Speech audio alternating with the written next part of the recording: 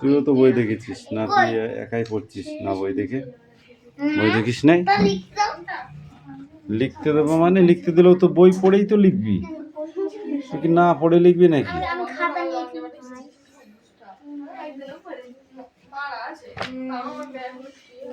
ঝালর কি হবে? ঝালর ঝয়কা লর ঝালর, ঝালর কি হবে? পদ্ম। আর কম্প কি হবে? কাঁপুনি। এবারে এই পেজটা পড়ে আসবি, 1 পেজ।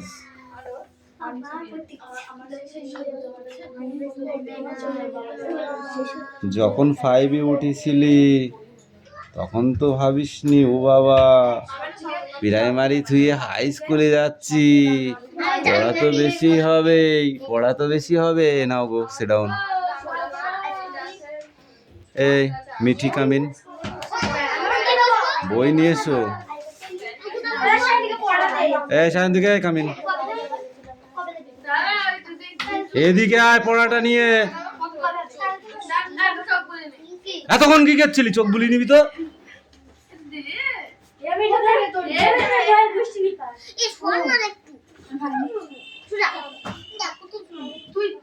এই তুই তোর কাজ কর। বদমাইশ কোথায়, সেই থেকে আমি বারণ করছি, বারে বারে বলছি যে নিজেরটা কর, নিজেরটা কর, তা না করে গল্প করে ঢুকেছিস। এই পাখি পড়ে নেই। ওই তো বাংলা পড়া, ওই কটা পড়া তো বাড়িতে পড়িস নি? নেই আর তোকে পিটবো এবার নিয়ে। পড়া ধর ছুটি হয়ে গেছে, এবার তুই পড়া নিয়ে আসছিস কেন বল? এতক্ষণ তুই কি করছিলি? যা ফাঁকিবাজ হয়েছে, হাতছাড়া হাতছাড়া হাতছাড়া, হাত দিয়ে বোটে ঠেকাবি না। এই যা ফাঁকিবাজ হয়েছে, একে না দুমদাম করে পিটালে হবে না। এতক্ষণ তো 3টে পড়া হয়ে যাওয়ার কথা, তুই এখন একটা পড়া দিচ্ছিস? দিচ্ছিস? সত্যি কথা বলবি আগে, দিচ্ছিস? হ্যাঁ একটা পড়া দিয়েছিস? হ্যাঁ কি না তাই বল আগে। কটা পড়া দিয়েছিস? কেন দিসনি? পড় পড়, তাড়াতাড়ি পড়, স্পিডে পড়বি।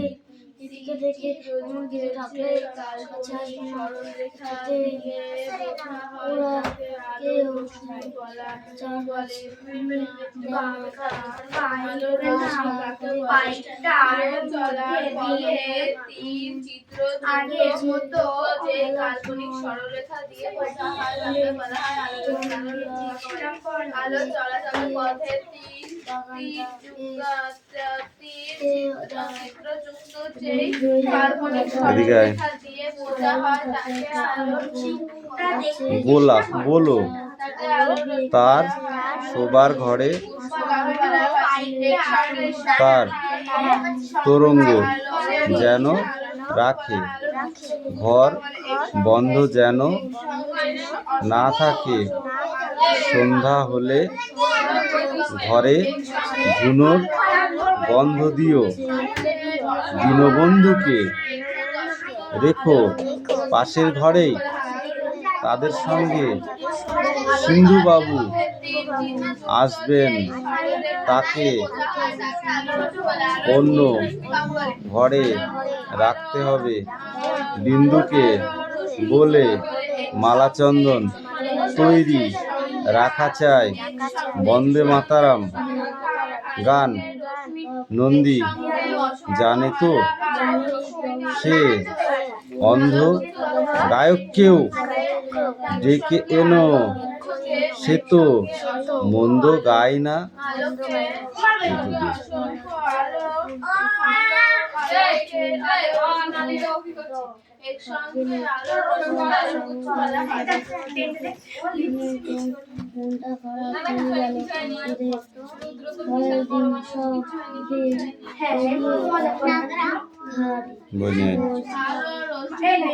বই নিয়ে আয়, এদিকে আয়।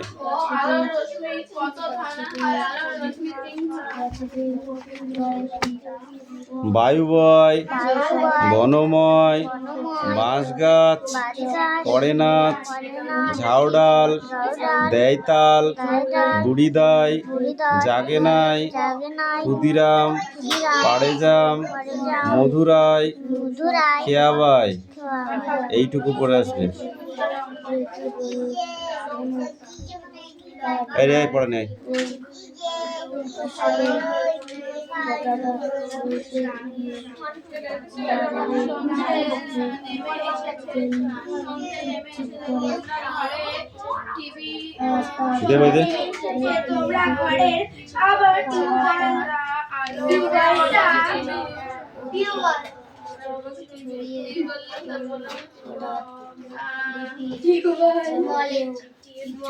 অথবা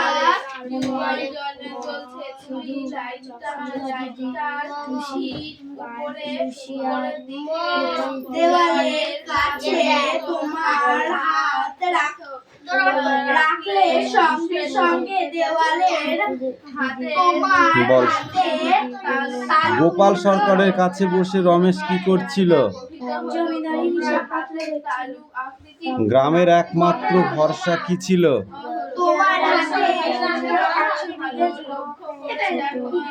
বোধ করি এই কথাই হইতেছিল। কোন কথার প্রতি ইঙ্গিত করা হয়েছে? রমা আকবরকে কোথায় পাহারা দেবার জন্য পাঠিয়েছিল?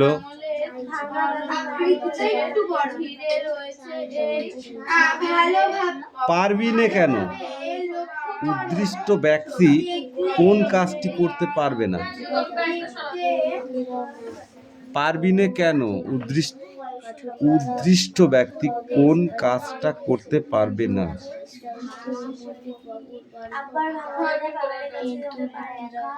কুড়িজন কৃষক রমেশের কাছে এসে কেঁদে পড়ল কেন? এই গেটটা ঠেলে দিয়ে আয়।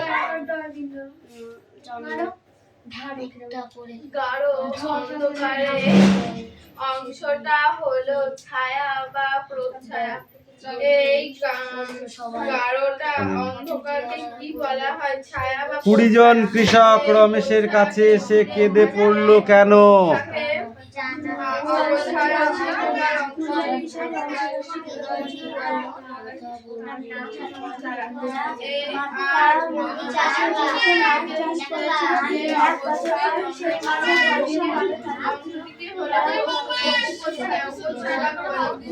রমেশ বেনির কাছে জল বার করে দেবার হুকুম দেওয়ার জন্য অনুরোধ করলো কেন?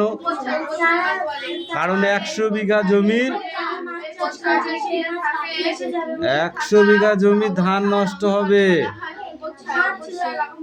বাঁধের কথা বলেছেন এখানে। রমেশ বেনির কাছে জল বার করে দেওয়ার জন্য হুকুম দেওয়ার জন্য অনুরোধ করেছিল কেন? জল বার করে না দিলে ধান নষ্ট হয়ে যাবে। আবার যদি বাঁধটা খুলে দেওয়া হয় তাহলে বাঁধে 200 টাকার মাছ বেরিয়ে যাবে। তখন 200 টাকা মানে 2 বিঘে জমি, বুঝিস? 200 টাকা পছন্দ হচ্ছে না? তার মানে কি এখনকার 20 লাখ টাকা। 2 বিঘে জমির দাম এখন কত? 20 লাখ টাকা। সেই 20 লাখ টাকা দাম, এই 200 টাকার মূল্য তখন। বুঝতে পারলি? বেনি জল বার করতে চায়নি কেন? কারণ বেনির বড় লস হয়ে যাবে। সেই লস কে দেবে? চাষিদের জন্য সে নিজে কেন লস করবে? বাঁধে তার যে মাছগুলো আছে সেই মাছগুলো বেরিয়ে যাবে। কম করে 200 টাকার মাছ সেখানে আছে, সেই মাছগুলো বেরিয়ে গেলে বড় লোকসান হবে বেনির। তাই বেনি বাঁধে জল বার করতে রাজি হয়নি। ঘৃণায়, লজ্জায়, ক্রোধে, ক্ষোভে রমেশের চোখ মুখ উত্তপ্ত হইয়া উঠিল। রমেশের এমন অবস্থা হয়েছিল কেন?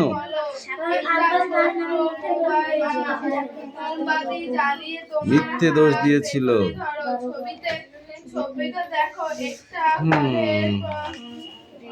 এবারে এই কটা এই ছায়া উপছায়া এই কটাও দিয়ে দিবি। তাহলে দেখা যাচ্ছে আলোর উৎস বড় হলে প্রায়শই এই উৎস দুটোই গঠিত হয়। আবার উৎস যদি বিন্দু উৎস বা ছোট উৎস হয় তখন উপছায়া গঠিত হয় না। একে চন্দ্র আর কয়েকের কাপড়ে। এই বিটি এবার পড়ে নিয়ে আয়।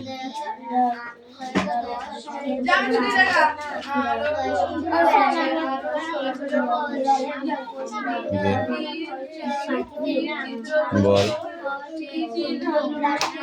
চারদিক পরিষ্কার রাখো, কোনো কিছুই রাস্তায় ফেলো না। চারিদিক বানান বলো। দিক দয়সী ক দিক।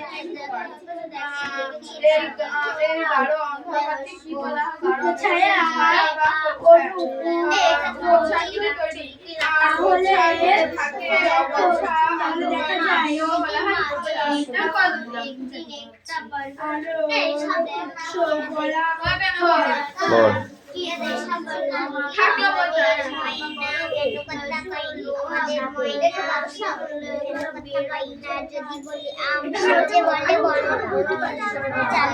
এই মিটি স্ট্যান্ড আপ। ওই যে লাইন পড়ে গেল। উপছায়া কাকে বলে? বইটা বন্ধ কর। উপছায়া কাকে বলে বল, উপছায়া কাকে বলে?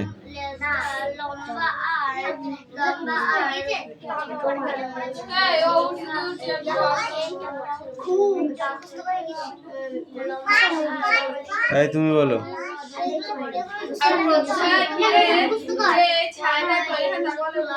প্রচ্ছায়াকে ঘিরে থাকা আবছা অন্ধকার অংশটাই হলো প্রচ্ছায়া।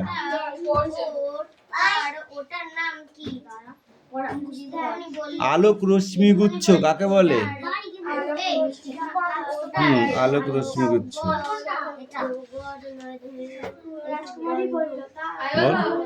নো, তুমি বলো। বল,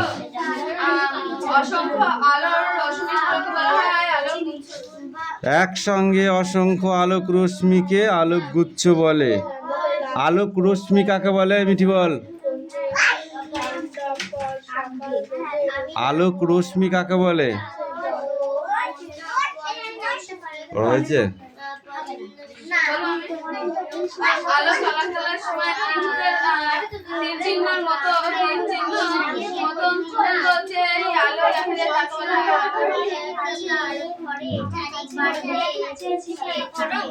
ছায়ার যে পোচ্ছা পড়ে এমন একটি পরীক্ষা বলো দেখি, কিভাবে করে দেখাবে, কিভাবে বুঝবে যে এটা পোচ্ছায়া?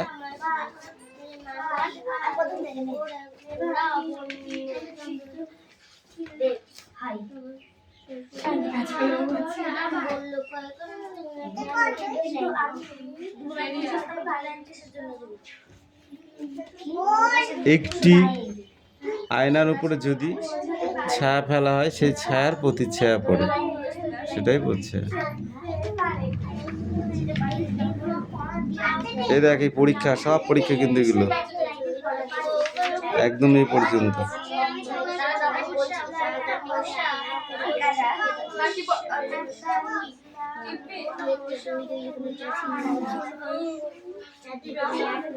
কেন পাখি পড়া নিয়ে পড়া শেষ হয়ে গেল কিন্তু। এই যে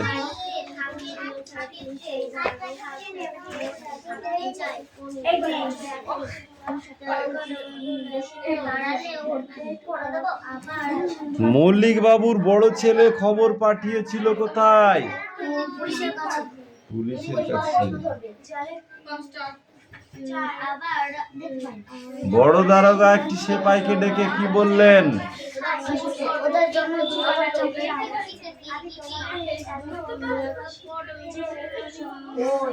টিয়া কি বলেছিল? ওদের কিছু দেব না।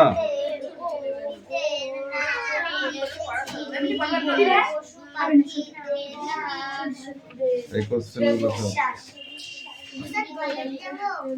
না। এই পাখি কামিন।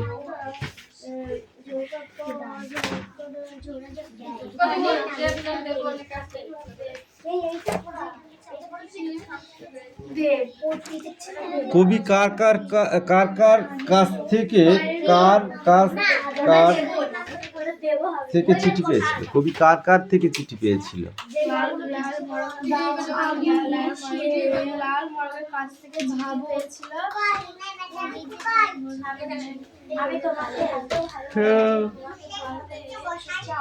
কোড়াকড়ির কাছ থেকে চিঠি পেয়েছিল, লাল মোরগের কাছ থেকে চিঠি পেয়েছিল। লাল মোরগের পাঠানো চিঠিটি কেমন? হাতির মতো? তাহলে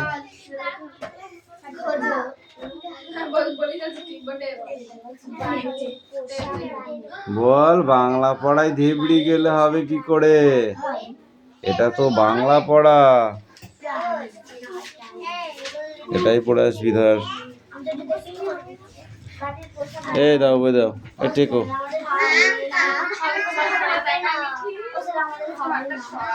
যার যার হবে না শেষে কান ধরে দাঁড়িয়ে থাক।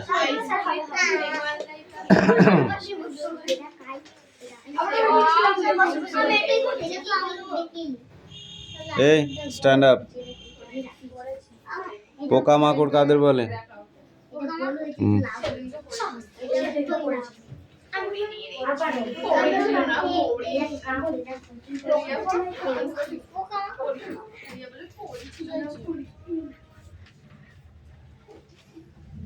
বল। ঘরে বাইরে জঙ্গলে যেসব জন্তু ঘুরে বেড়ায়, ছোট ছোট কীট, ছোট ছোট, তাদেরকে হয় বলো। হ্যাঁ, সাপ শুধু উদাহরণ বলতে বলেছি। ভয় পেয়ে কামড়ায় এমন একটি প্রাণীর নাম বলো তুমি। শান। শান বললি কে?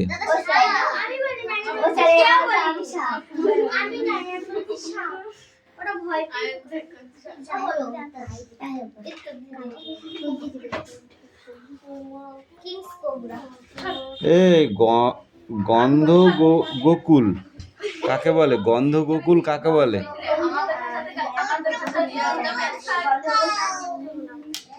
গন্ধ গোকুল কাকে বলে?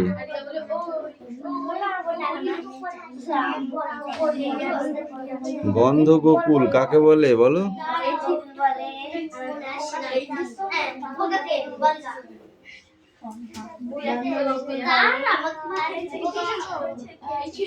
ভাম বেড়ালকে বলে? ভাম বেড়াল, ভাম বেড়াল। মুন্ডু বলবে তোমার। গন্ধ গোকুল কাকে বলে? দুটোই কান ধরে দাঁড়িয়ে থাক। ওট ওট দুটোই। এই তুই অত পেছিস কেন? আর তুই সামনে আগাবি, তুই পেছিস কেন?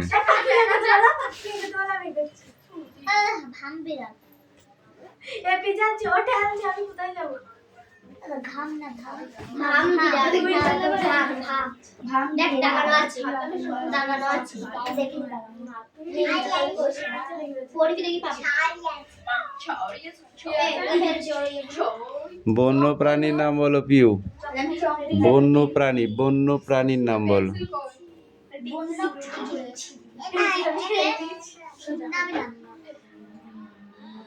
বন্য প্রাণীর নাম বলো। তুমি বল। সব ওইগুলো ছাড়াও আরো কিছু বন্য প্রাণী আছে, তুমি বলো, যেগুলো বাড়িতেও থাকে আবার বনের মধ্যেও থাকে। মশা, মাছি।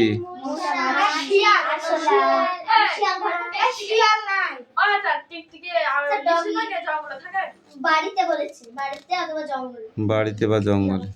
শিয়াল বাড়িতে থাকে, জঙ্গলের কথা বলেছে। পোড়ো শিয়াল পুষিলে জানিস না?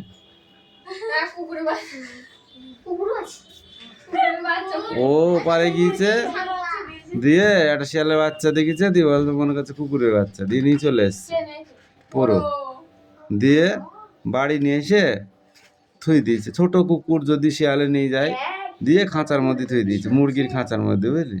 ছোট কুকুর অসুবিধা নেই। মুন্ডু বলছি আমি তোমাকে,